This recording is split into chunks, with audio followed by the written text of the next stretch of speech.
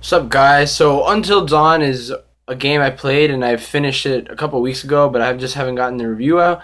Until Dawn is a game that really surprised me. I thought it was going to be good, but I didn't think it was going to be as entertaining and compelling as it was. Until Dawn is a cleverly told story through these chain of events. It's a horror game, and it moves on all the classic horror tropes and it makes fun of them and it adapts to them in a way where you fear for the characters unlike you would in any other game. This is a game where anyone could die, which makes it that much more thrilling and intense because this is a quick time events game slash like role playing game. It's basically in the form of Telltales where you control the events and how it plays into the story, and it was very well done. First of all, I have to say the presentation. This game is gorgeous. It looks so incredibly real. The voice actors are real actors in real life. Hayden Panettiere, Rhett Dalton, and they're easily recognizable. And they it's like they're there. And these characters, at first, you see them start off in partying like a bunch of normal teens, and you're like, okay, it starts off. This isn't that exciting, but it gets moving. And there's also those interludes between each chapters with Peter Stottlemyre, and he plays Dr. Hill, which is a very fascinating character, and he portrayed a good narration and backdrop into the game as well. But let's talk about the gameplay and the graphics again because they're just gorgeous. This is probably the top three in the top three of the best looking games on the PS4. It's so gorgeous, such a beautiful game. The environment, the cabin, it really fulfills that environment of a classic or an 80s horror movie. So basically, the mystery of this movie, I won't give any spoilers in this game review, but the mystery is these two daughters who an event happened last year and they return to the mountains again to try and redeem themselves. I mean, that's not really a spoiler because that's the premise of the game.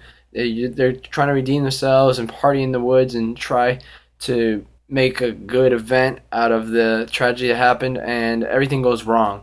Basically, all the characters get caught in terrible situations with the psycho killer who's out to get them because of a vengeance and a horrible grudge among them. And these events really take a turn, and towards the end of the game there's another aspect which I had completely no extent, and it makes the game that much more intense and that more terrifying.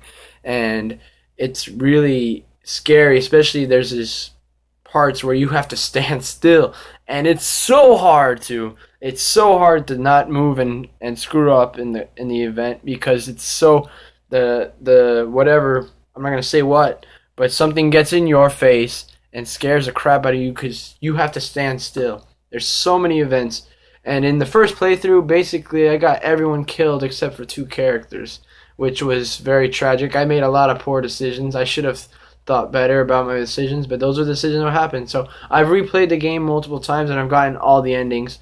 And I will say my favorite characters are Mike and Sam, and I think they're considered the two main characters because they will always last to the last chapter, and they're just the most likable characters.